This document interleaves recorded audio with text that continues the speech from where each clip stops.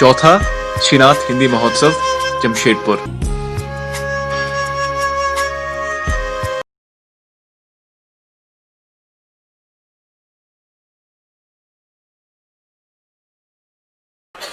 नमस्कार।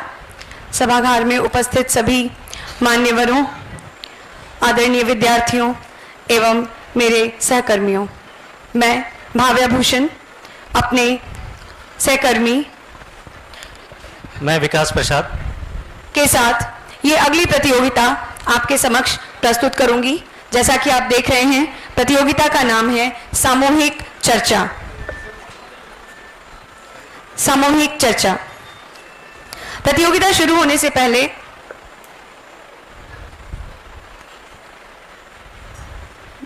मैं प्रतियोगिताओं के नियम एक बार आप सबों के समक्ष रख देना चाहती हूं।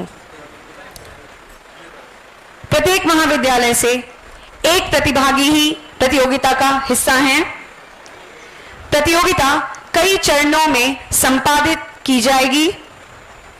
मुख्य चरण के लिए प्रतिभागियों का चयन प्रारंभिक चरण के द्वारा किया जाएगा।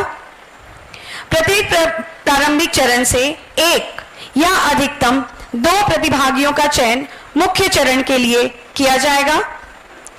प्रतियोगिता के लिए समूह निर्माण आयोजनकर्ता एवं निर्णायक मंडली द्वारा किया जाएगा। चर्चा का विषय कार्यक्रम स्थल पर निर्णायक मंडली द्वारा दिया जाएगा।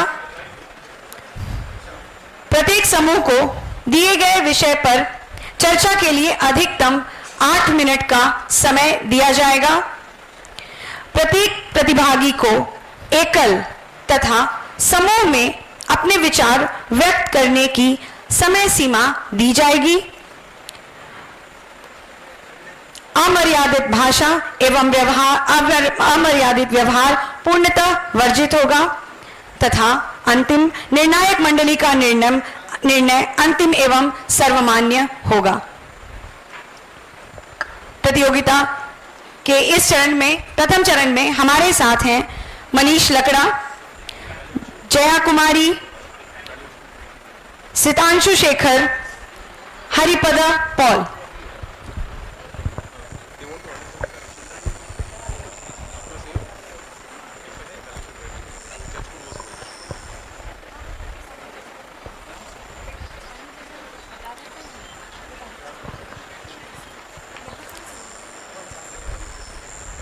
जो मार्किंग होगी, जो इनका जजमेंट होगा, उसमें सर्वप्रथम जो ये है वो है अभिव्यक्ति।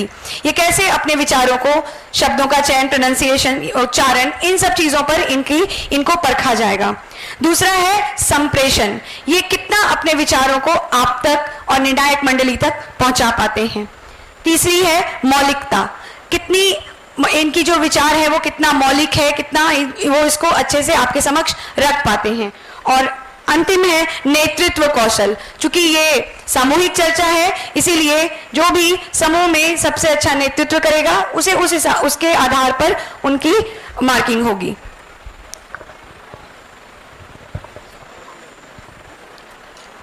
मैं सबको शुभकामना देती हूं। आप जब बोलना शुरू करेंगे, आप सबसे पहले अपना नाम बोलेंगे। मैं सबसे पहले चारों प्रतिभागियों से निवेदन करूंगी कि वे सिर्फ अपना नाम बताएं, बोलें। कृपया अपने माइक को ऑन रखें। नमस्कार, मेरा नाम सितांशु शेखर झा है। बस सिर्फ और सिर्फ अपना नाम। सभी को मेरा प्रणाम। मेरा नाम मनीष लकड़ा है। सभी को मेरा जोहार। मेरा नाम हरिपद पाल है। सभी को मेरा नमस्कार। मैं जया कुमारी। अब आते हैं प्रतियोगिता के विषय पर। मैं निर्णायक मंडली से अनुरोध करूंगी,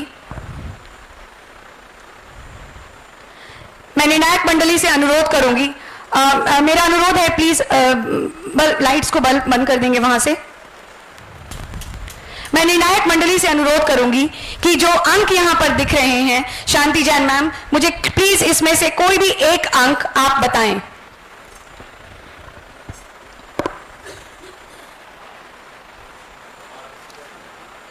कोई भी एक अंक।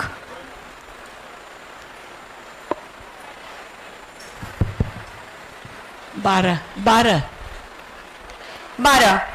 12 नंबर में जो भी विषय होगा वो है आपके सामूहिक चर्चा का विषय है निरक्षर अथवा अशिक्षित को चालक अनुज्ञप्ति जारी होना चाहिए। आपके चर्चा का विषय है निरक्षर अथवा अशिक्षित को चालक अनुज्ञप्ति जारी होना चाहिए। मैं आपको 1 मिनट का समय दूंगी अपनी बात को रखने के लिए, सोचने के लिए।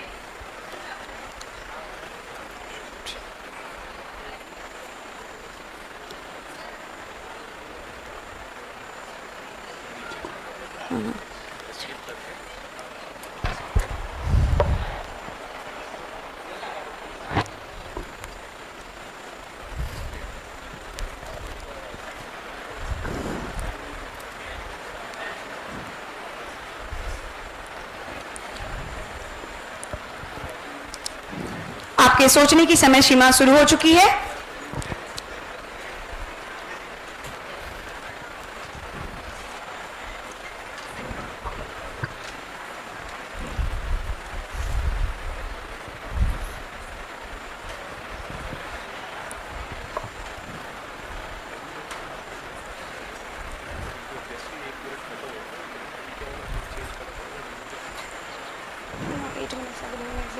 यहाँ पर है 1 मिनट।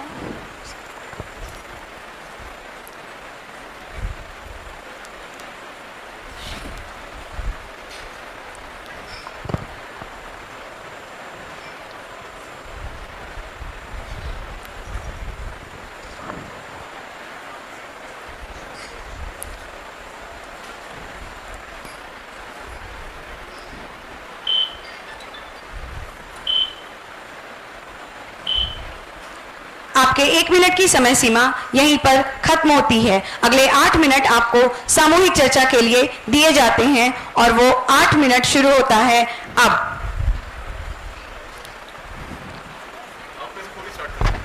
आप में से कोई भी शुरू कर सकते हैं।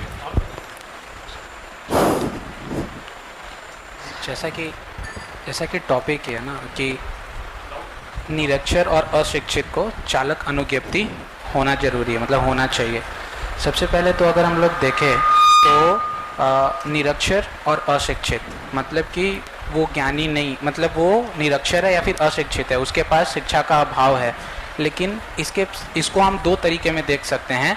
हो सकता है कि वो कुशल हो, कुशलता और निरक्षर और अशिक्षित जो होते हैं उसमें डिफरेंस है। तो वो सबसे पहले हम लोगों को देखना होगा कि हाँ, अगर उनके पास की कुशलता नहीं है और निरक्षर भी हैं, फिर जाके उनको अनुज्ञप्ति होनी चाहिए। आप सही बोल रहे हैं। हाँ, मैं आपके बात से सहमत भी हूँ कि जो अशिक्षित लोग हैं उनमें अगर कुशलता है, अगर वे किसी भी कार्य को करने में सक्षम है, भले वे अशिक्षित है। हमारे भारत देश में आप देखेंगे कि बहुत सारे ऐसे बच्चे हैं, ऐसे युवाएं हैं जो शिक्षा प्राप्त करने में असमर्थ है, फिर भी उनमें कुशल है, वे बहुत कुछ कर सकते हैं। जरूरी नहीं है कि किसी भी कार्य को करने के लिए शिक्षा की जरूरत है। अगर आप में आपका बुद्धि सही काम करता है, आपकी सोच सही है। अगर हमारा टॉपिक देखा जाए तो अशिक्षित और निरक्षरता में बहुत का डिफरेंस होता है, बहुत अंतर होता है।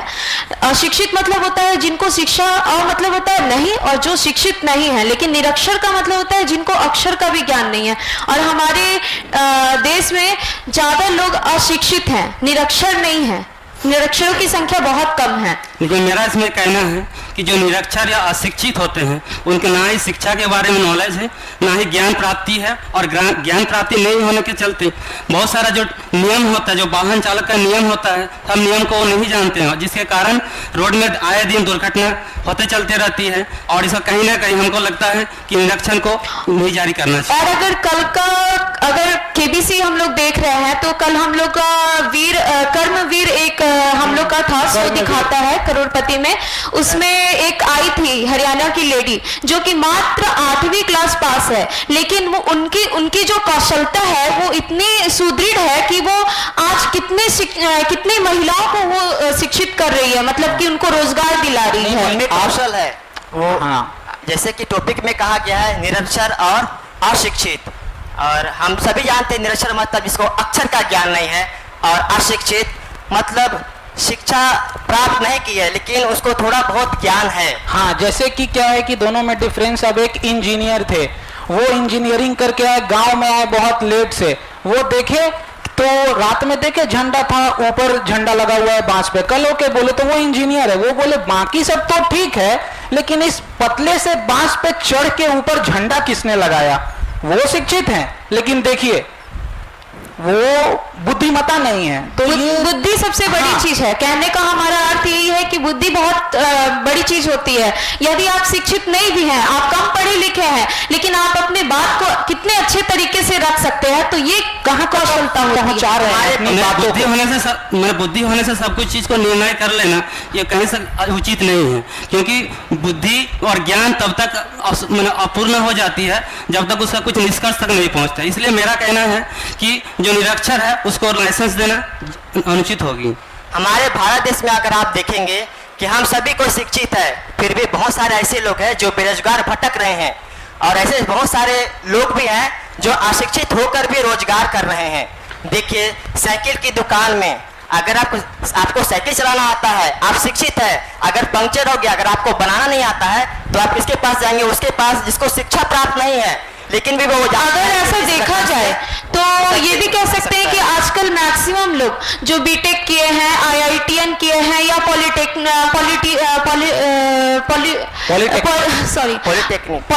किए हैं, ठीक है, तो उनके पास भी डिग्री होती है, वो शिक्षित होते हैं, लेकिन क्या है कि उनके पास बुद्धि या फिर उनमें वैसी अपने आप को साबित करने की क्षमता नहीं होती। आप सही कह रही हैं, लेकिन जैसे देखिए इसके साथ ये क्या है कि इसके साथ एक और मैं जोड़ना चाहूंगा, वो है नैतिकता। अगर हम लोग देखें तो केरला में अभी बहुत बाढ़ आई थी, और अगर हम साक्षरता दर देखें तो भारत में सबसे अधिक साक्षर अगर कोई राज्य है तो वो केरल है, लेकिन फिर भी हम लोगों के तरफ से डोनेशन की मांग की गई। हम ये नहीं कह रहे कि डोनेशन बुरी बात है, लेकिन अगर हम देखें तो वो साक्षर है, वहां की साक्षरता दर है, लेकिन सभी कमाने वहां से बाहर जाते हैं। अगर वहां रहें, अपनी नैतिकता, अपनी कुशलता से कुछ डेवलप कर दें, कुछ अपने साथ विकास की राह पर अगर उसे चलाएं तो बहुत जरूरी है और बहुत अच्छा होगा कि, और बाकी हमें हाथ नहीं फैलाना होगा कहीं।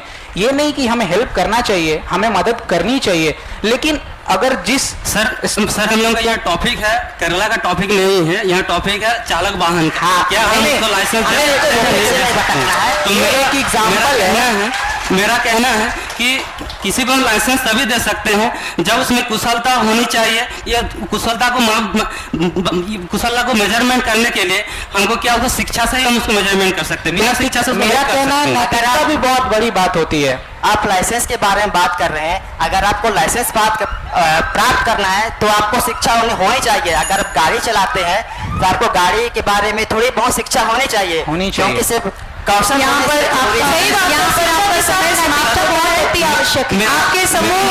आपके समूह चर्चा का समय यहाँ समाप्त होता है। अगला 1 मिनट आपको मिलेगा अपनी बातों को अकेले बोलने के लिए। मात्र 15 सेकंड में आप अपनी बात खत्म करेंगे और अपना नाम बताएंगे और अपनी बात करेंगे मात्र 15 सेकंड में।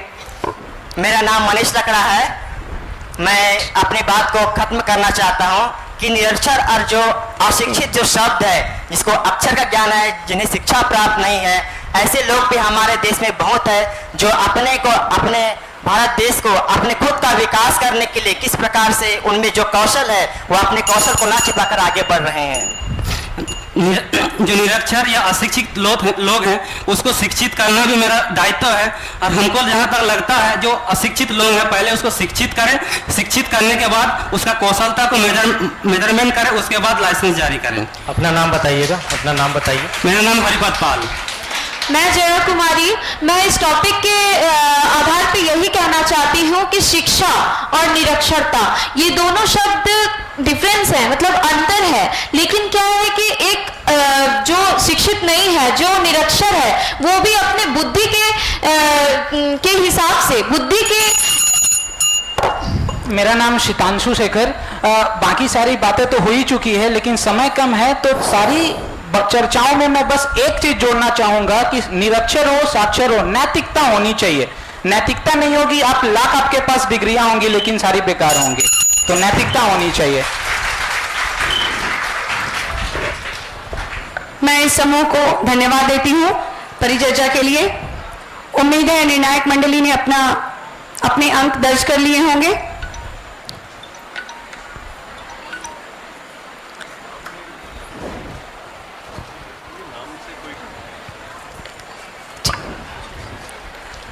मैं निर्णायक मंडली से पूछने का धन्यवाद आप सब। जो हमारे अगले प्रतिभागी हैं, सर्वप्रथम आएंगी कनुप्रिया प्रधान, द्वितीय अमन कुमार, तृतीय अभिजीत टोप्पो और चतुर्थ नेहा शर्मा। मैं नाम एक बार फिर से बोलूंगी, कनुप्रिया प्रधान, अमन कुमार, अभिजीत टोप्पो तथा नेहा शर्मा।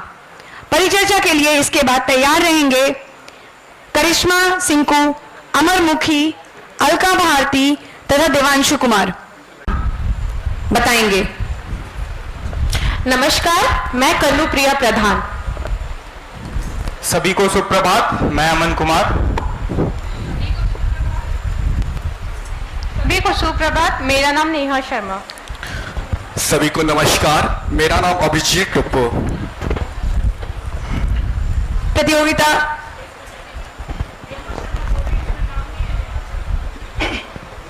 नेहा शर्मा। मैम, निधि कुमारी की जगह नेहा शर्मा है।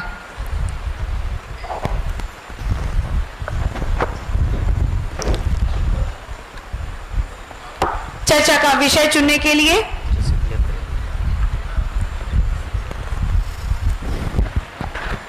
अगर हमारे निर्णायक वृंद तैयार हैं,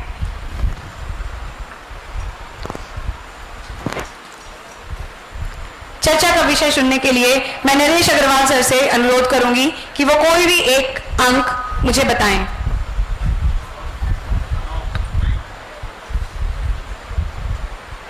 ये नहीं, हाँ, 9वां अंक। सामूहिक चर्चा का विषय है राजनीतिक संगठनों को आरटीआई अधिनियम के अंतर्गत आना चाहिए। यह आपका विषय है, राजनीतिक संगठनों को आरटीआई अधिनियम के अंतर्गत आना चाहिए।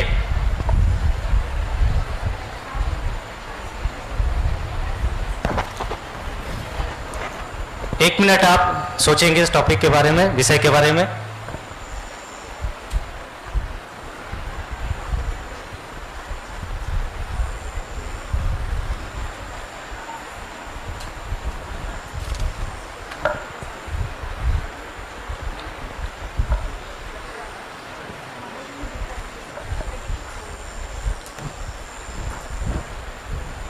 से विषय से सहमत हूं, क्योंकि अगर राजनीतिक जो भी दल हैं या जो भी है उसके अगर अंदर आरटीआई के अंदर ये आनी चाहिए, क्योंकि हमारा पैसा लगता है हर चीज में, हमसे टैक्स वसूला जाता है, हमसे जीएसटी वसूला जाता है, सारी चीजों से, और हमारी भलाई पूर्ण हमारे तक पहुंच नहीं पाती है।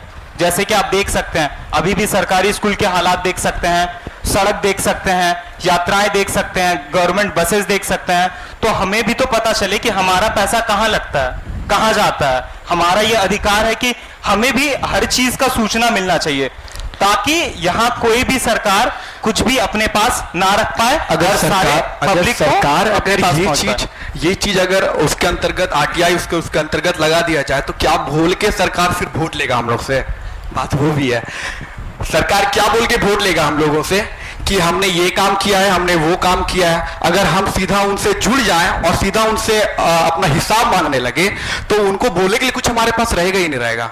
जी, ऐसा तो ये प्रॉब्लम है, इसलिए सरकार और जो सरकारी संगठन है वो आरटीआई के अंतर्गत नहीं आना चाहती है। वो बचना चाहती है इसलिए कि भ्रष्टाचार कर सके, वो बचना चाहती है इसलिए कि आने वाले दिनों में हम वही बातों को फिर से बोल के वोट ले सके जो हम पिछले 5 साल पहले बोले थे। यहाँ लेकिन अगर मेरी मानना अगर ये है, जैसे मैं इनकी बात से सहमत हूं कि उनको आरटीआई के अंदर अपनी उसको दर्शाना चाहिए, क्योंकि आप जो कह रहे हैं जैसे कि अगर उनसे हम जुड़ जाए, उनके सीधी तरीके से जुड़ जाए ताकि हम उनसे सीधा हिसाब मांगे, बट आपको ऐसा लगता है कि पूरा इतना बड़ा इंडिया का जो पॉपुलेशन है वो उनसे डायरेक्टली जुड़ सकती है?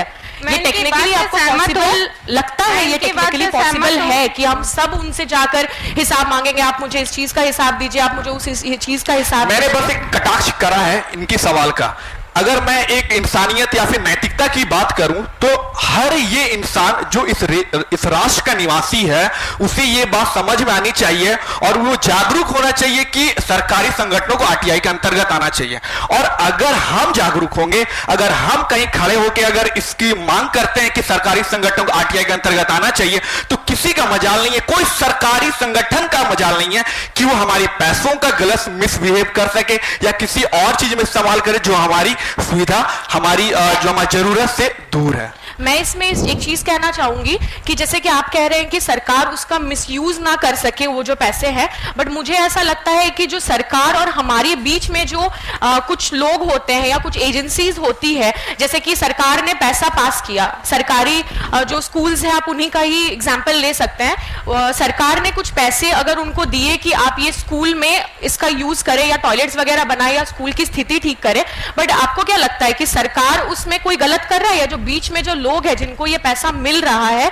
और वो उससे सही तरीके से यूज नहीं कर रहे हैं स्कूल पे? सरकार जो है अपना जो बजट बनाती है, वो जो पैसा इशू करती है स्कूल के लिए, रोड के लिए, वो सही तरीके से पहुंच पाएगा तभी ना वो सही काम होगा। तो ये जरूरी है, ये जरूरी है, पहुंचेगा, ये जरूरी है। सही तरीके से तभी पहुंचेगा जब सारे जनता को, आम जनता को जब पता चले कि सरकार कहां कितने पैसे इन्वेस्ट करे और वो पता चलेगा आरटीआई से। जी हाँ, और वो आरटीआई से पता चलेगा। अभी रिसेंटली सरकार ने जो आरटीआई में संशोधन किया हुआ है और जो जितने सेंट्रल वाले हैं उनका जो वेतन का डिसीजन है वो सरकार, केंद्र सरकार लेगी, यानी केंद्र सरकार के अधीन जो आ गई है। यानी अब पूरी तरह से कहा जाए तो आरटीआई का जो पावर है, जो आत्मा है ना, उसे खत्म कर दिया गया।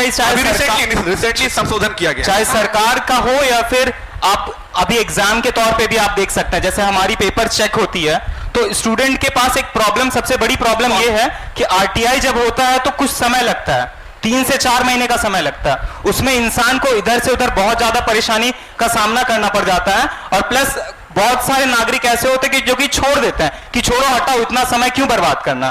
तो इसलिए सारे इंसान, नागरिक को भी जागरूक होने की दरकार पड़ेगा, सो डैट की आराम से सब कुछ सारे इंफॉर्मेशन डाटा। जैसे आपने एक बात बोली कि अगर सरकार को अगर वो बीच में एक आ जाती है, जैसे आरटीआई अगर आ जाती है तो वो जो सरकार, मैं इस बात पे ये कहना चाहूंगी कि सरकार पे एक नियंत्रण लगेगा, कहीं ना कहीं सरकार पे भी एक नियंत्रण लगेगा कि वो कोई मतलब जो पैसे होते हैं वो कहीं भी यूज ना कर दे, या फिर जो बेफालतू की चीजें जो यूज नहीं है हमारे लिए वहां यूज ना करे। और जो बीच में जो सरकार और हमारे बीच में जो एजेंसीज है वो भी ये ना सोचे कि ठीक है, सरकार को कहाँ पता चलने वाला है या जनता को कहाँ पता चलने वाला है कि पैसा कहाँ लग रहा है। तो इससे एक ये हमको भी यूज, हमारे लिए भी फायदेमंद है और सरकार के लिए भी फायदेमंद है। और मगर इसके साथ साथ ना सिर्फ जनता को जागरूक होना पड़ेगा बल्कि ऐसे संगठनों को भी जागरूक होना पड़ेगा, या फिर उनको सही तरह से काम करना होगा जो आरटीआई के अंतर्गत आते हैं। हम सिर्फ दौड़ते रह जाएंगे, अपना जूता घसरते रह जाएंगे, मगर आरटीआई वाले ऑफिस वाले यही बोलेंगे कल आना, परसों आना।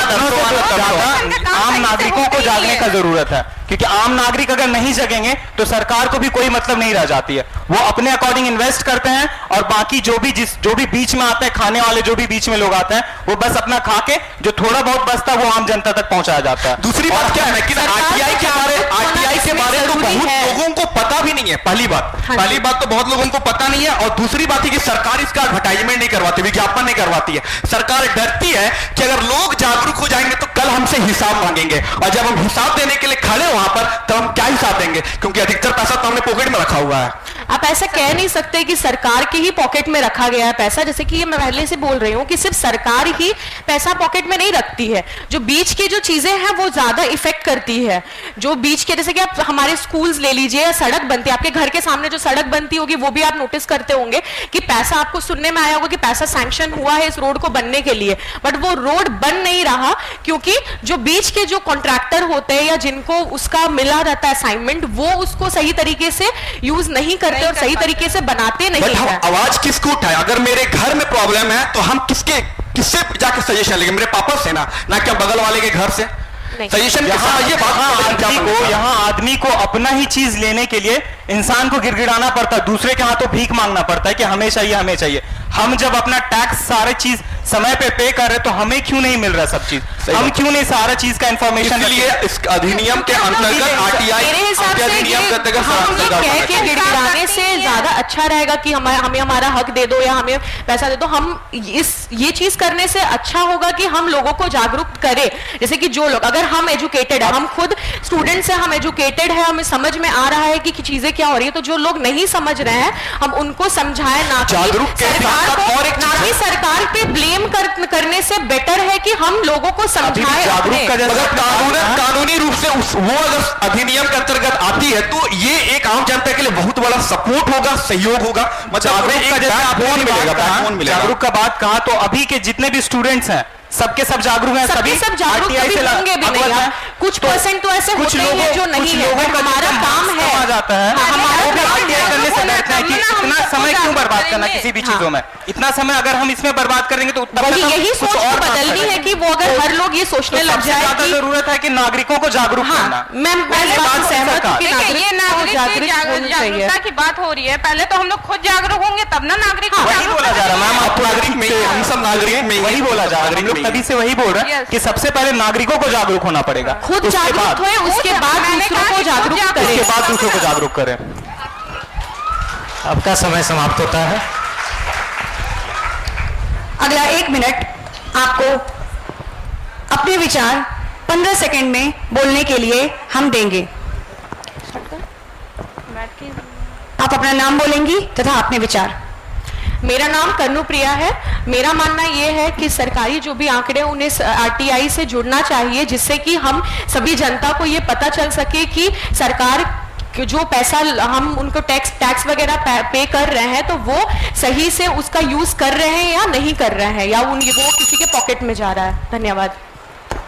मेरा नाम अमन कुमार है। मैं भी इस विषय से सहमत हूं कि हाँ, सरकारी जो भी संगठन है सबको आरटीआई के अंतर्गत आना चाहिए, क्योंकि हमें भी तो मालूम पड़े हम जो इतने पैसे इतने मेहनत से कमाते हैं पैसे, वो किस चीज में इन्वेस्ट हो रहा है। मेरा नाम नेहा शर्मा है। मैं सर की बात से सहमत हूँ। जब तक हमें हम लोग कितना इन्वेस्ट करते हैं वो उस चीज़ के बारे में पता ना चले तो हम लोग कैसे आगे की मतलब समाज को कैसे सुधारेंगे, समाज की नैतिकता को कैसे सुधारेंगे। मेरा नाम अभिजीत टोपो। राइट टू इंफॉर्मेशन सरकारी संगठन उसके अंतर्गत अधिनियम के अंतर्गत आना चाहिए, इसलिए क्योंकि सरकार जो आज पेपर में लिखती है कि हमें टैक्स पे करिए, सरकार इतना विश्वास के साथ काम करे कि हम इज्जत से टैक्स पे कर सकें। धन्यवाद। का विषय क्या है? सामूहिक चर्चा का विषय है डीजल चालित वाहनों को भारत में प्रतिबंधित कर देना चाहिए। डीजल चालित वाहनों को भारत में प्रतिबंधित कर देना चाहिए। सोचने के लिए आपका 1 मिनट शुरू होता है अब।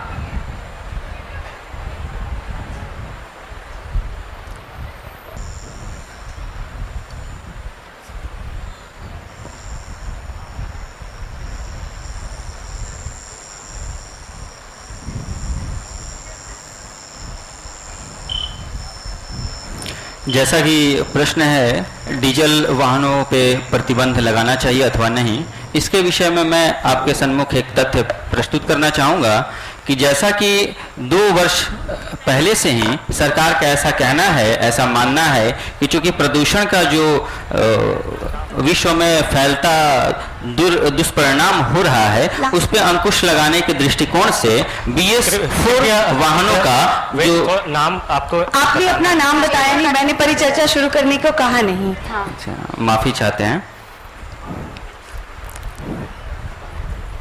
परिचर्चा शुरू करने से पहले मेरा नाम अलका भारती।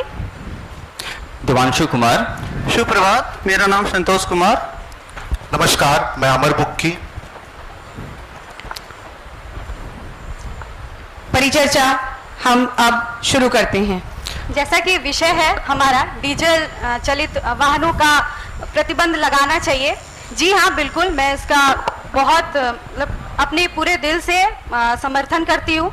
बहुत सारे शहरों में तो प्रतिबंध लगा भी दिया गया है।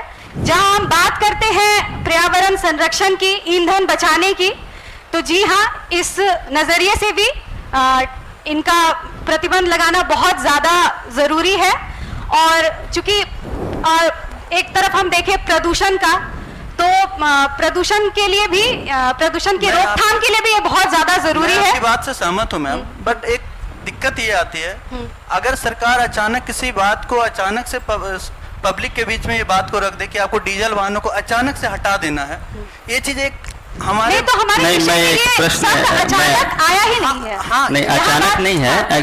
ये निसंकोच दृष्टिकोण से सभी जनता को ये भली भांति परिचित है कि 2 वर्ष पूर्व से ही BS4 वाहनों का ऐसा इस्तेमाल करने पर सभी कंपनियों को निर्देश दिया जा चुका है। और तत्कालीन अगर हम दृष्टिकोण, तत्कालीन विचारधारा को देखें तो आए दिन समाचार पत्रों में ये सुर्खियों में चर्चा में रहती है कि आने वाले दिन में BS6 वाहनों का भी हम परिचालन शीघ्रता से करना चाहिए। उसमें जैविक ईंधन का प्रयोग को बेहद ही महत्वपूर्ण तरीका से उनको तवज्जो देने का सरकार की जो मंशा है वो काफी ही कारगर है, सराहनीय है, क्योंकि डीजल एक सीमित संसाधन है। आपकी बात से मैं सहमत हूँ जी, लेकिन जैविक ईंधन से कहीं सबसे अच्छा माना जाए तो विद्युत गाड़ियां जो होती है, विद्युत गाड़ी, जी सहमत है। एक तरह से हमारे समाज के लिए एक ऐसी है जो हमारे वातावरण को कहीं से दूषित नहीं कर रही है ना। जी, आपके तथ्यों को हम माफी चाहूंगा बीच में कहने के लिए, माफी चाहूंगा बीच में कुछ कहने के लिए। देखिए, सबसे पहले मैं बता देना चाहता हूं कि जहां तक पर्यावरण का सवाल है, एनवायरनमेंट का सवाल है,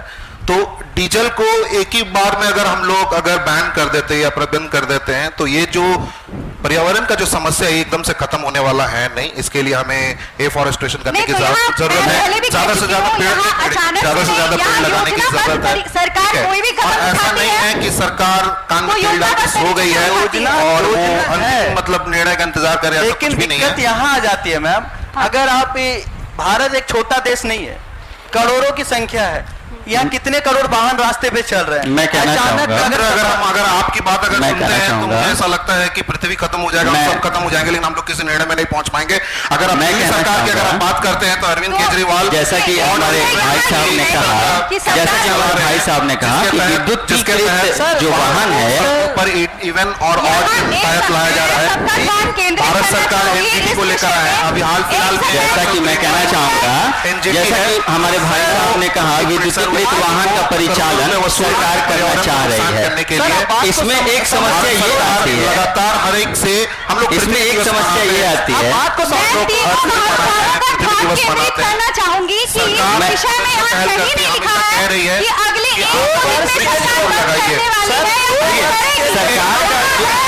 सरकार का जो दृष्टिकोण है, ऑड इवन रूल जो है, हमारे केंद्र शासित प्रदेश जो दिल्ली में केजरीवाल साहब ने ऑड इवन नियम लगाया था, ये प्रदूषण के दृष्टिकोण से ही लगाया था। डीजल भारत सरकार जो है वो पायलट बेसिस में इलेक्ट्रिक व्हीकल्स लॉन्च कर चुकी है और टाटा मोटर्स या फिर अशोक लेलैंड, इनको कहा गया है मैं विद्युतीकृत वाहन का जो परिचालन सरकार द्वारा किया जा रहा है। आप बात को समझने की कोशिश कीजिए, सरकार पायलट प्रोजेक्ट लाने का रीजन क्या है, इसके पीछे तथ्य को आप समझना चाहिए आपको। हम लोग तो उसी विषय में बात कर रहे हैं, कोई भी किसी भी प्रकार से कमी नहीं है। हमारे देश में कितने विद्युत की आवश्यकता है, लेकिन आप जिस तरह से बोल रहे हैं कि नहीं, अभी पहल अगर भारत देश से गाड़ी रुक जाएगा, जीवन रुक जाएगा, ऐसा नहीं होता है सर।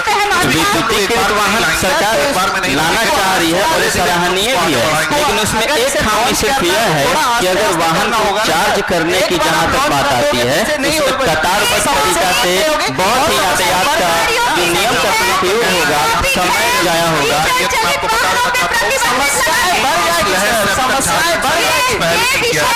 अचानक से बोलते तो 2 करोड़ पाने पर ये आप सभी से अनुरोध है, वाद विवाद का मुद्दा न बनाएं। हो जाएगी, है ना? ये सामूहिक चर्चा है, वाद विवाद का मुद्दा न बनाएं।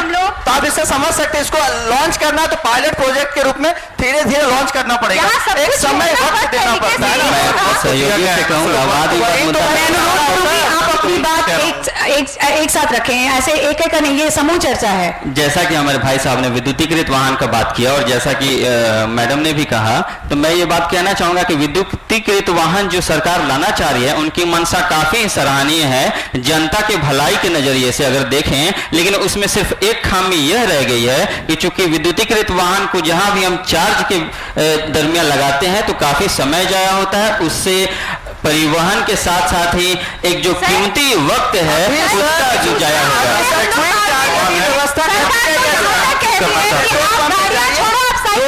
जो पेट्रोल पंप पेट्रोल भरवाने में जो समय लगता है और 10 से 15 सेकंड में नहीं, मैं आपको बताना चाहूंगा, थोड़ा सा अगर सरकार बोलेगी एक से 1.5 घंटे की वक्त लगती है एक विद्युतीकृत वाहन को पूर्णतः चार्ज करने में। सर, इस पर गहन आपने ध्यान नहीं दिया। आजकल कितनी गाड़ियां निकली हैं पेट्रोल पंप पे, जैसे पेट्रोल आप फिल करवाने जाते हो, ये लोग अपने चार्जेबल व्यवस्था हो चुकी है। मुझे नहीं लग रहा कि मैं इन्हें समझाने में समर्थ हो पाऊंगी। मैं ये कह रही हूँ कि यहाँ प्रतिबंध लगाने की बात है, यहाँ विद्युत, यहाँ डीजल पेट्रोल की गाड़ी की बात ही नहीं हो रही है, यहाँ प्रतिबंध लगाने। नहीं, मैं आपको बताना चाहूंगा, ये उसी विषय से संबंधित है जिस विषय पर हम सभी चर्चा कर रहे हैं। चूंकि डीजल पर प्रतिबंध का मतलब यही है कि कोई ना कोई तो उपाय सुझाना होगा जनता के समक्ष, या फिर डीजल पे भी प्रतिबंध लगा दें और सभी बैलगाड़ी पुनः से उपयोग में लाना चालू कर दें। समय इलेक्ट्रिकल व्हीकल अगर लॉन्च करते हैं तो इससे पर्यावरण काफी हद तक मजबूत होगा। आवश्यकता ही 25 साल आगे की बात देखें ना, तो सरकार यही कहने वाली है, या तो आप पैदल चलिए या तो साइकिल का इस्तेमाल करिए। बहुत सारे देशों में, विदेशों में बहुत सारे लोग साइकिल का इस्तेमाल कर रहे हैं। एक तरफ हमारे जो वजीर आजम हैं प्रधानमंत्री मोदी जी, उनका कहना है कि एक तरफ कहना है कि डिजिटल इंडिया, और दूसरी तरफ आप कह रही हैं कि आने वाले 20 सालों में हम लोग बैलगाड़ी का और साइकिल का इस्तेमाल कर देंगे। ये हमें जरा सा अनुचित लगता है। आपने डिजिटल इंडिया और पर्यावरण संरक्षण, ठीक है, ये चूंकि डीजल चालित वाहनों की बात है, तो ये कहीं ना कहीं मुद्दा जो है ये पर्यावरण संरक्षण की ओर हमारा बात है। मैं आपकी कहना चाहता हूँ, अगर हम लोग बदलाव चाहते हैं तो डीजल में प्रतिबंध लगना चाहिए। डीजल में प्रतिबंध लगेगा तो भारत सरकार का जो कच्चा तेल का जो इतना भारी भरकम जो बिल है वो बच जाएगा, पर्यावरण बचे रहेगा, हम लोग सब ताजा सांस रहेंगे, हमारी उम्र बढ़ जाएगी और बहुत सारी फायदा भी हमें मिलेगा। मैं उसी बात में एक तथ्य जोड़ना चाहूंगा, फिलहाल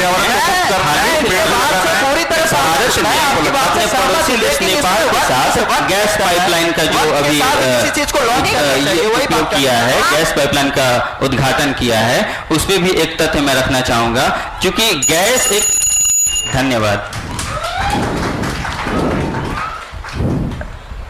मैं 1 मिनट का समय दूंगी, अपना नाम आप बोलेंगे और अपने वक्तव्य को 15 सेकंड में खत्म करेंगे। मेरा नाम अलका भारती है।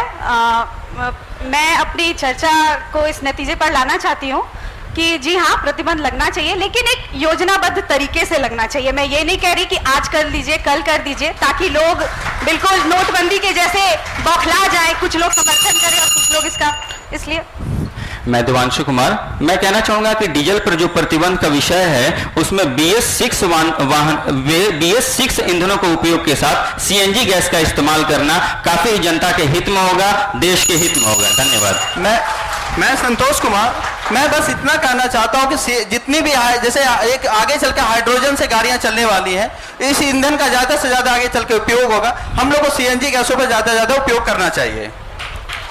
मैं आनंद मुखी आपसे अंत में सिर्फ यही कहना चाहूंगा कि हम लोग जितना भी ईंधन यूज करें, इतना सोच समझ के यूज करें कि कुछ चीज भविष्य के लिए बचा सके। धन्यवाद। धन्यवाद प्रतिभागियों, चर्चा को इतना रोचक और रोमांचक बनाने के लिए मैं अनुरोध करूंगी कि आप वापस अपना स्थान ग्रहण करें। परिचर्चा के अगले चरण के लिए हमारे साथ होंगे प्रियंका सिंह, राजलक्ष्मी, भूपेंद्र सिंह। मुझे उम्मीद है कि जितने भी महाविद्यालयों ने अपना पंजीयन कराया है वे सब यहाँ पर आ चुके हैं, किन्हीं का भी नाम गलती से छूट नहीं गया है। प्रियंका सिंह, राजलक्ष्मी,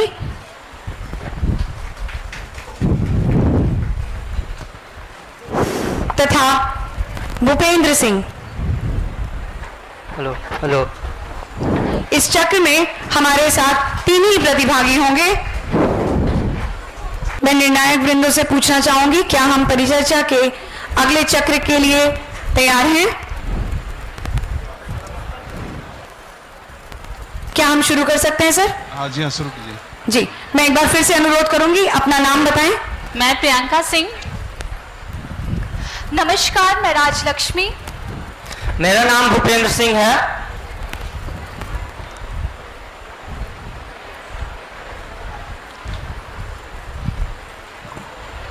मैं नरेश अग्रवाल सर से अनुरोध करूंगी कि वे 12, 9 और 5 अंक को छोड़कर कोई भी एक अंक मुझे बताएंगे। पहला जी, पहला अंक पहला। जी।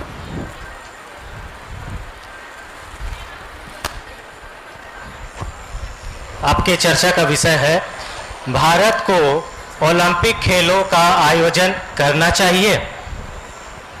आपका फिर से सुन लीजिए। भारत को ओलंपिक खेलों का आयोजन करना चाहिए।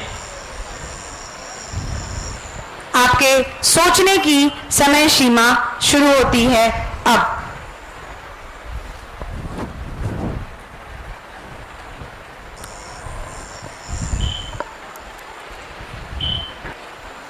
समय सीमा समाप्त। मैं निर्णायक बिंदु से पूछना चाहूंगी, क्या ये अपना नाम दोबारा बताएंगे या हम परिचर्चा शुरू कर सकते हैं? शुरू करें। आपके परिचर्चा का समय शुरू होता है अब। मैं इस विषय से सहमत हूं। भारत को ओलंपिक गेम भी करवाना चाहिए। जैसे कि हम लोग जानते हैं कि सिर्फ पढ़ाई सिर्फ हमारे तक सीमित नहीं है।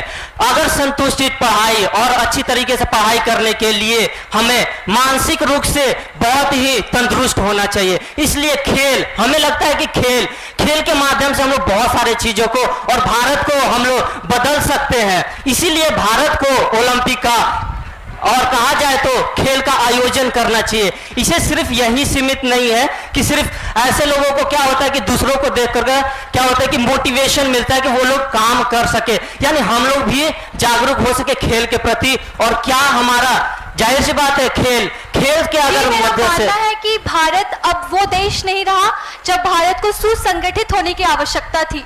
भारत विकसित तभी विकासशील स्थिति में है और अब वो अमेरिका और रूस से मुकाबला कर रहा है। तब स्थिति जब भारत में हमारे प्रधानमंत्री ने जब खेलो इंडिया का आयोजन किया है तो उन्होंने स्वास्थ्य की तरफ हमारा प्रयास किया। इसलिए मैंने भी कहा कि दिमागी तरह से अगर हम लोग संतुलित हो, और जैसे कहा जाता है कि अगर हम संतुलित भोजन ले, क्यों ले, अगर हम लोग अगर स्वस्थ रहेंगे तभी हम लोग किसी भी चीज में भाग ले सकते हैं। जी, मैं सहमत हूँ आपकी बातों से मैं सहमत हूँ। और भारत को इसलिए ये आयोजन करना चाहिए क्योंकि वह विश्व का सबसे बड़ा लोकतंत्र है और तकनीकी रूप से भी वो इतना सक्षम है कि वो ये आयोजन कर सकता है। और साथ ही साथ हमारे यहाँ पुराने जमाने से ही मलखम, कबड्डी और बहुत सारी ऐसी स्कूल स्तर हो या समाज के अन्य स्तरों पर भी बहुत सारी खेलकूद की प्रतियोगिताएं बहुत पौराणिक काल से ही चली आ रही है। यस मैम, इसीलिए हमारे पढ़ाई को भी खेल से जोड़ दिया गया है। मैं एक बात रखना चाहूंगी बस कि मतलब हम लोग देख रहे कि आज खेलो इंडिया, प्रधानमंत्री ने एक बहुत बड़ा इंडिया मूवमेंट हम सभी के बीच लाकर खड़ा किया और हमारे जितने भी खिलाड़ी हैं ओलंपिक में बहुत ही बेहतरीन प्रदर्शन कर रहे हैं। और साथ ही साथ आज सिर्फ पुरुष ही नहीं, इस क्षेत्र में महिलाएं भी कितनी आगे बढ़ रही है। मैं मैम से सहमत हूँ। जी, हमारे जमशेदपुर की ही एक लड़की कोमोलिका पारी ने इतने बेहतरीन मंच पर खुद को प्रस्तुत किया। और जहाँ तक की बात झारखंड की जाए तो वहाँ पर तीरंदाजी में भी झारखंड बहुत आगे बढ़ चुका है। दीपिका कुमारी, कोमलिका बारी बहुत आगे बढ़ रहे हैं। तो मेरा मैम से सहमत हो। अगर भारत देश, अगर हमारे प्रधानमंत्री ओलंपिक खेलों का आयोजन भारत में इसीलिए आजकल हम लोग टीचर का भी तैयारी करते हैं तो ये कहा जाता है कि अपने विषय को खेल के माध्यम से जोड़ा जाए, जिससे कि बच्चे अच्छे तरीके से समझ पाए। जी, मैं सहमत हूँ आपकी बातों से, और क्योंकि हम विश्व स्तर पे इस सभी चीजों के लिए सक्षम हैं, इसलिए हमें आयोजन अवश्य करना चाहिए। और हम इतने कुशल भी हैं कि इसका आयोजन अच्छे तरीके से कर सकते हैं। दौर जा चुका है जब भारत खुद को समेट रहा था। तब की बारी थी कि जब गुलामी के भारत कभी भी समटा नहीं है और ना ही आगे समटेगा। जी नहीं, भारत देश की बहुत समृद्ध है अपनी संस्कृति से, अपनी भावनाओं को समझता है, इसलिए तरीके से हम बहुत सक्षम है इस आयोजन करने के लिए। इसीलिए कहा जाता है ना, कभी कोई शांत है तो उसे कमजोर नहीं समझे। जी, मेरा मानना है कि अगर हम भारत की बात ना करते हुए, भारत की स्थिति की बात ना करते हुए और ओलंपिक खेलों की बात करें, इस ओलंपिक खेलों के बारे से ही मैं जोड़ रहा हूँ। हमें नकारात्मक बातों की तरफ ध्यान नहीं देना चाहिए और अपनी ऊर्जाओं को सही दिशा में निर्देशित करते हुए अच्छे कार्य करके इस आयोजन में अपना योगदान देना चाहिए। मेरा तो बस यही मानना है कि अब भारत इतना सक्षम हो चुका है कि ओलंपिक खेलों का प्रदर्शन करके वो अपना नाम और ऊंचा कर सकता है। इसलिए मैंने कहा था कि खेल एक हिस्सा में ही सीमित नहीं है। खेल सिर्फ भारत में एक खेल नहीं है, बल्कि भारत की आत्मा खेल में बसती है। क्रिकेट की बात की जाए या फिर किसी कबड्डी की बात की जाए, आज भारत फुटबॉल की बात की जाए, आज भारत हर क्षेत्र में हर क्षेत्र में आगे बढ़ रही है। हाँ, मैं नाम से सहमत हूँ। भारत खुद को खेल में विकसित कर चुका है और उम्मीद यही कि मैं आपकी बातों से सहमत हूँ कि भारत खेल में आगे अग्रसर है, लेकिन भारत को अभी इस में और भी कार्य करने की आवश्यकता है, चाहे वो विश्व स्तर पर हो या सामाजिक स्तर पर हो या हमारे स्कूल के स्तर पर हो। अभी हमें बहुत सारे कार्य करने और भी जरूरी है। और भारत में नहीं, कई अन्य जगहों पर यानी अन्य दूसरे देश में भी ऐसे लोग बसते हैं जो सब काम अपने प्रति और अपने लगाव से सारे काम को करते हैं और वो चाहते हैं कि उस खेल को भी चाहता है। जिसके पास पैर नहीं होता वो भी चाहता है कि हम खेलें। आपकी बातों से सहमत हूँ और ये कहना चाहती हूँ कि बहुत से भारतीय जो विश्व में रहते हैं और जो भारतीय यहाँ रहते हैं वो सब मिलकर इस आयोजन को अच्छे तरीके से करने में अपना योगदान बहुत अच्छे तरीके से दे सकते हैं। और मैं बस इतना कहना चाहूंगी कि आज भारत की स्थिति खेलों के मुकाबले में देखी जाए तो पहले ये उतना विकसित नहीं था। पहले हम जब स्कूल में पढ़ा करते थे तो शायद इतनी प्रतियोगिताएं आयोजित नहीं होती थी, परंतु मैं आज की स्थिति की बात करूं तो मेरी बहन जिस स्कूल में पढ़ी वो मैं आपकी बातों से सहमत नहीं हूँ, क्योंकि भारत ये आवश्यक है कि भारत इस क्षेत्र में कार्य करने की और आवश्यकता है। अगर भारत को इस क्षेत्र में और कार्य करने की आवश्यकता है। वो पूरी तरह अभी सक्षम नहीं है।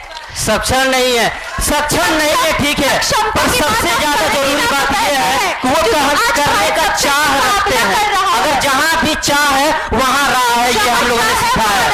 सक्षमता से मेरा अभिप्राय यहाँ पे किसी व्यक्ति की सक्षमता से नहीं है, बल्कि एक राष्ट्र की सक्षमता से है कि वो पूर्ण रूप से, नैतिक रूप से और तकनीकी रूप से इस आयोजन को करने में सक्षम है। हमारे घरों से होती है, इसकी शुरुआत हमारे घरों से ही होती है, तब वो जाकर के राष्ट्रीय स्तर पर पहुंच पाता है। और वही तो मैं कह रही हूँ कि स्कूल के स्तरों पे, विद्यालय स्तरों पे और समाज के और भी अलग अलग स्तरों पे अभी हमें सुदृढ़ होने की आवश्यकता है, तभी जाके इतने बड़े पैमाने पे हम ये आयोजन कर सकते हैं। अगर हम पूरी तैयार नहीं होंगे और ये आयोजन कर देंगे तो विश्व में हमारा सम्मान क्या होगा। मैडम, मैं आपको बता दूं कि भारत के ही लोग सिर्फ ओलंपिक में भाग नहीं लेंगे। यही तो मैं कह रही हूँ कि ये विश्व स्तर पे होता है, तो हमारे सम्मान के लिए हमें पूर्ण रूप से तैयार होना बहुत ही आवश्यक है। हम सिर्फ कुछ तैयारी करके इतने बड़े आयोजन को जगह पे ही नहीं होता है, वो क्या होता है कि सबको एक जगह सम्मिलित करता है, संगठित करता है। सही, मैं आपकी बातों से सहमती हूँ। एक सुसंगठित देश, एक तैयार देश ही आयोजन कर सकता है, इतने बड़े पैमाने पे इतने बड़े आयोजन को कर सकता है। तो उसके लिए हमें सुसंगठित तैयारी पूरी तरीके से करनी चाहिए और अपना योगदान अच्छे तरीके से देना चाहिए। तो क्या आपको लगता है कि आपको अपने देश पे भरोसा नहीं है? नहीं, मैंने नहीं कहा कि मुझे अपने देश पे भरोसा नहीं है। मुझे अपने देश पे पूर्ण रूप से भरोसा है। मैं आपकी बातों से बिल्कुल भी सहमत नहीं हूँ। एक भारतीय हूँ और मुझे अपने देश पे बहुत गर्व है और मैं आपकी बातों से बिल्कुल भी सहमत नहीं हूँ। मेरा कहना है कि मानसिक रूप से सभी को क्या होना चाहिए कि आपकी परिचर्चा का समय समाप्त होता है। अगला 1 मिनट आपको मिलेगा अपना परिचय देने में तथा अपनी बातों को, अगले 1 मिनट 15 सेकंड आपको मिलेंगे अपना नाम और अपनी बातों को संक्षेप में बोलने के लिए। मैं प्रियंका सिंह, मैं इस बात से सहमत हूँ कि भारत को ओलंपिक का आयोजन करना चाहिए और सुदृढ़ रूप से करना चाहिए। मुझे ये मेरा ये मानना है कि भारत को एक विश्वव्यापी आयोजन करने के लिए पूरी तरीके से तैयार होना चाहिए, चाहे वो तकनीकी रूप हो या कोई और भी हो। नमस्कार, मैं राजलक्ष्मी और मेरा ऐसा मानना है कि भारत मानसिक, शारीरिक और आर्थिक रूप से ओलंपिक खेलों का आयोजन करने के लिए पूरी तरह से तैयार है। तो भारत को ओलंपिक खेलों का आयोजन करना चाहिए। जी धन्यवाद। मेरा नाम भूपेंद्र सिंह है। जाहिर सी बात है, खेल के द्वारा ही हम अपने आप को जाहिर सी बात है दूसरे के सामने प्रकट करते हैं और दूसरे की भावना, और एक ऐसा जगह है जहां पर कि हम लोग एक दूसरे को संगठित यानी एक भावना के दृष्टि से देखते हैं और उनकी भावना को समझ पाते हैं। मैं निर्णायक बिंदु से पूछना चाहूंगी, क्या वो कुछ बोलना चाहेंगे? धन्यवाद प्रतिभागियों। 1 मिनट।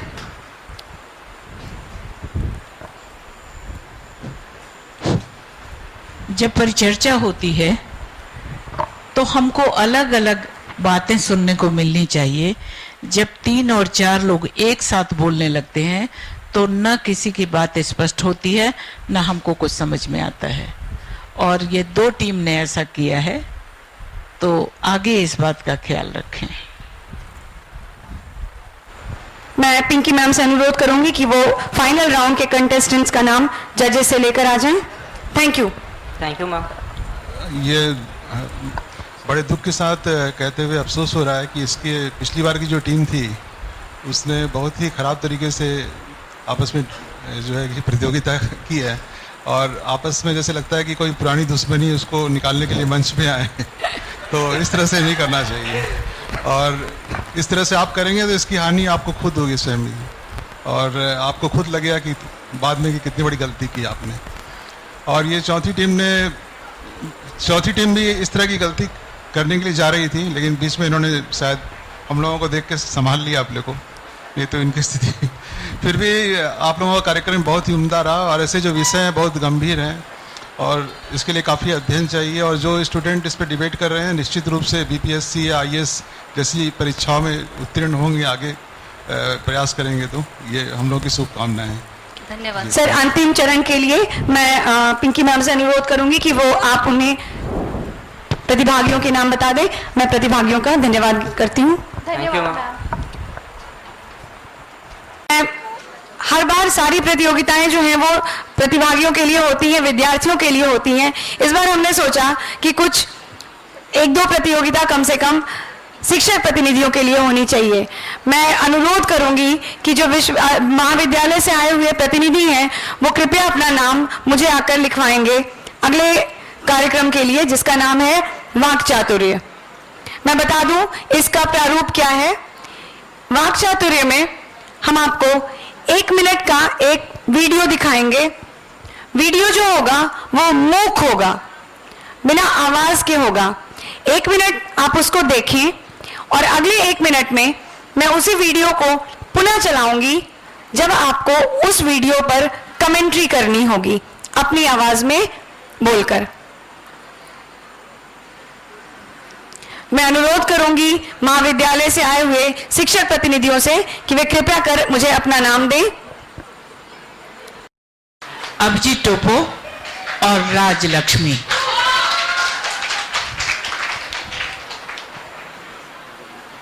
मैं 5 विद्यार्थियों से अनुरोध करूंगी कि वे कृपया मंच पर आ जाएं।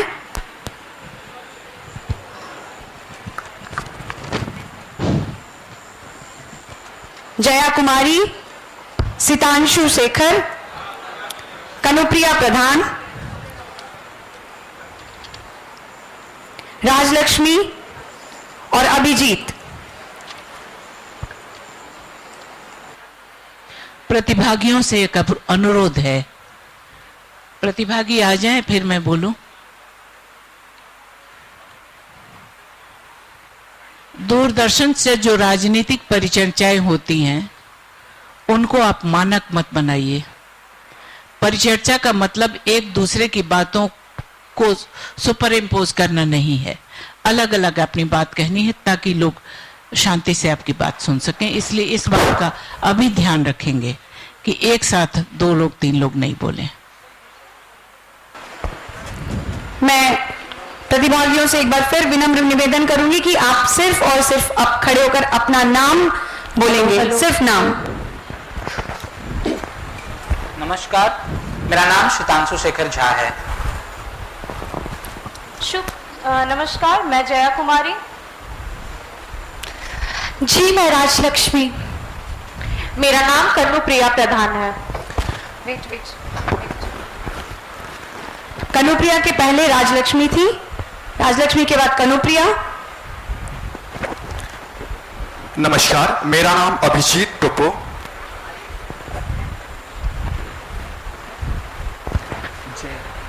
जया। मैं जया कुमारी।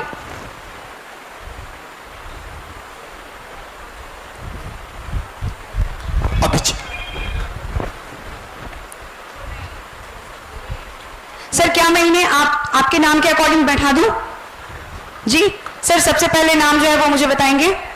जया। सर मैं वहां से शुरू करती हूँ, वहां से। जया आप वहां उस कुर्सी पर बैठे। सर दूसरा नाम सितांशु, तीसरा कनुप्रिया, चतुर्थ अभिजीत। इधर किसका नाम?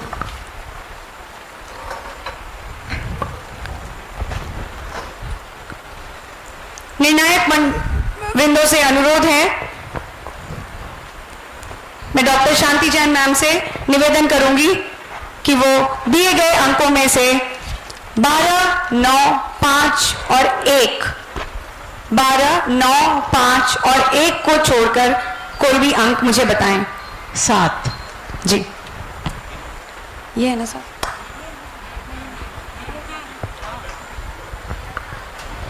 आपका विषय है निश्चित वेतन या चर वेतन।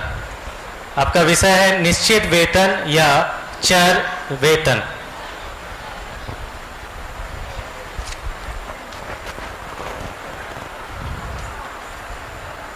आपके सोचने का समय शुरू होता है अब।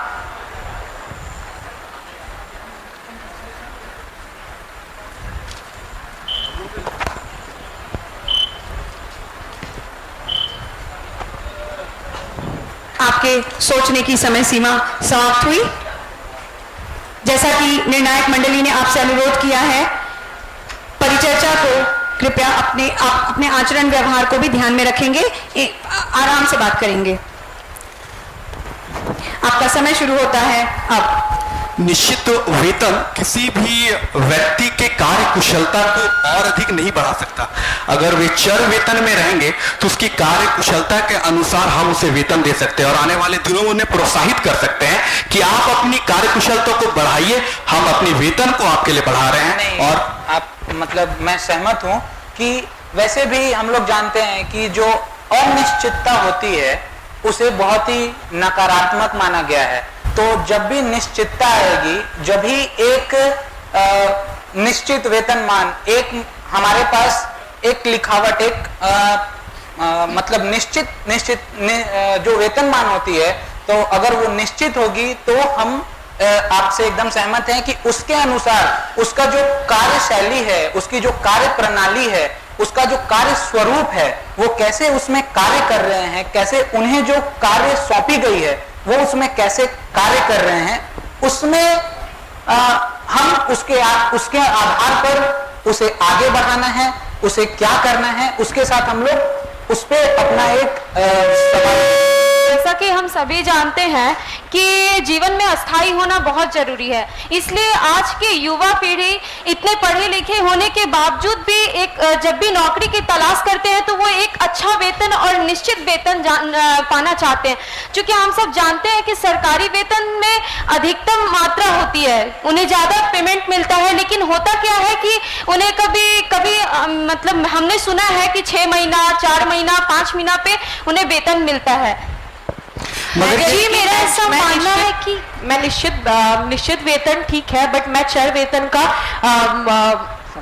समर्थन करूंगी, क्योंकि कुछ ऐसे कंपनी में आप देख सकते हैं कभी ऐसा होता है कि कोई व्यक्ति दूसरे व्यक्ति के मुकाबले ज्यादा काम कर रहा होता है, कोई व्यक्ति कुछ एक्स्ट्रा काम अपना कर रहा है बट उसे भी दूसरों के समान ही वेतन मिलता है। तो मुझे नहीं लगता ये कहीं से भी सही है, क्योंकि अगर मैं कुछ ज्यादा कर रही हूं अगर इनके मुकाबले तो मुझे वो उसका जो वेतन है मेरी थोड़ी सी ज्यादा मिलनी ही चाहिए। और ये हमारी मेरा मानना है कि निश्चित वेतन, हम लोग आजकल हर कोई सरकारी नौकरी की तरफ भागता है, तो इसके पीछे सबसे बड़ी वजह होती है कि वहां पर एक निश्चित वेतन, एक निश्चित पैमाना होता है हर कार्य का। तो अगर हर कोई बेवकूफ तो नहीं हो सकता कि क्यों एक निश्चित वेतन के पीछे भागे, और अगर निश्चित वेतन हो जाए किसी भी नौकरी में, चाहे वो सरकारी हो या फिर गैर सरकारी, तो एक महिला, एक गृहिणी जो होती है वो अपने घर को उस हिसाब से संजोती है, उस हिसाब से वो चलती है कि हाँ आगे मुझे इतना ही खर्च करना है। तो निश्चितता, वो ठहराव वो ज्यादा बेहतर होगा निश्चित वेतन में। और ये सिर्फ सरकारी क्षेत्रों में ही नहीं बल्कि ऐसे बहुत से प्राइवेट सेक्टरों में देखा जाता है कि उनके काम का गलत फायदा उठाया जाता है। वेतन वो वेतन की वजह से नहीं होता है अक्सर कि 8 घंटे से ज्यादा बढ़ाकर 12 घंटे या कुछ ज्यादा ही समय तक काम करवाया जाता है, परंतु वो वेतन उतना नहीं होता है। और अगर ये निश्चित वेतन सरकार की तरफ से एक सीमा तय कर दी जाए कि इस कर्मचारी को इस कार्य के लिए, चाहे वो सरकारी हो या गैर सरकारी, इतना वेतन मिले तो वो ज्यादा बेहतर होगा। मैं उनके बात से बिल्कुल अपने ठहराव पर ज्यादा बेहतर लगती है। मैं उनके बात से बिल्कुल सहमत हूँ। जैसे कि एक ही कक्षा में बहुत सारे स्टूडेंट होते हैं, हम एक ऑफिस में बहुत सारे लोग होते हैं, वो काम करते हैं, लेकिन जो मैनेजर होते हैं वो उनकी एबिलिटी के आधार पे, उनकी क्षमता के आधार पे भी, या फिर वो एक्स्ट्रा जो वर्क करते हैं उनके आधार पे भी उनका पेमेंट बढ़ सकता है। मगर आज प्राइवेट, आज निश्चित और चर वेतन का सही उदाहरण क्या है? सरकारी कार्यालय, सरकारी स्कूल और उसके कंपैरिजन में प्राइवेट स्कूल, प्राइवेट कंपनियां, कौन विकसित है और कौन जब से ज्यादा उत्पादित कर रहा है, विकास के क्षेत्र में अपना योगदान दे रहा है, ये हमारे सामने है। और हम सभी जानते हैं इस बात को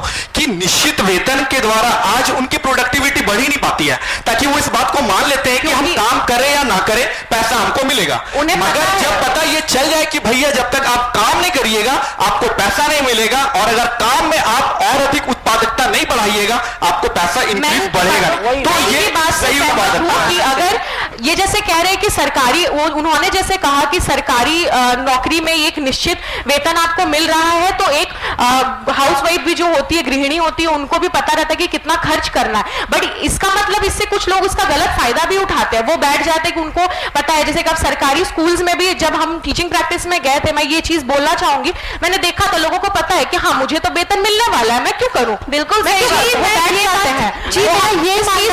कहीं से भी सहयोग नहीं दे सकते हैं कि अगर निश्चित वेतन मिल रहा है तो वो बैठ जाएगा। अगर हम चर वेतन रखते हैं तो हमारे देश की हाँ हम अगर करेंगे, काम करेंगे तो मिलेगा, नहीं करेंगे तो हमें कुछ भी नहीं मिलेगा। मेरा ये मानना है कि यहाँ पर निश्चित वेतन का संबंध आपके काम चोरी से बिल्कुल भी नहीं है। मेरा निश्चित वेतन से सिर्फ यही मानना है कि अगर सरकार सभी संस्थानों के लिए, सभी कंपनियों के लिए हर एक ये मनोवृत्ति है लोगों की, ये लोगों की मनोवृत्ति है कि अगर आपके पैसा निर्धारित है तो आप काम करेंगे नहीं करेंगे। अगर पैसा अगर बोल दिया गया आपको पहले से कि आपको इतना मिलेगा, तो उनके मन में माइंड सेट आ जाता है कि मैं नहीं करूंगा। मैं यही अपनी बात को, जैसा कि जजेस ने कहा, एक एक करके आराम से रखिए। मेरी बात मैं यहाँ पर आप लोगों की दुविधा यहाँ दूर कर देती हूँ।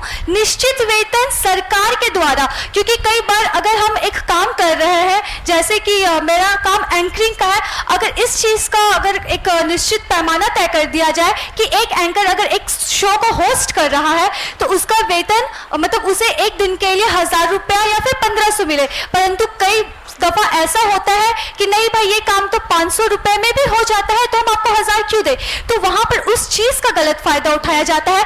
तो हर चीज का सही पैमाना सरकार के द्वारा अगर तय हो तो वो ज्यादा और बिल्कुल और मेरा इनकी बात सही है। मुझे लगता है कि आजकल की जैसी महंगाई है, महंगाई में हर एक इंसान चाहता है कि मैं जो भी काम करूं उसमें मुझे परफेक्शन मिले, मुझे सही वेतन मिले, निश्चित समय पे मिले, क्योंकि उन्हें परिवार भी चलाना होता है। तो मैं निश्चित वेतन के लिए सहमत हूं। मैं एक निश्चित पैमाने की बात कर रही थी। बस मैं एक चीज जोड़ना चाहूंगा कि जैसे यहाँ पे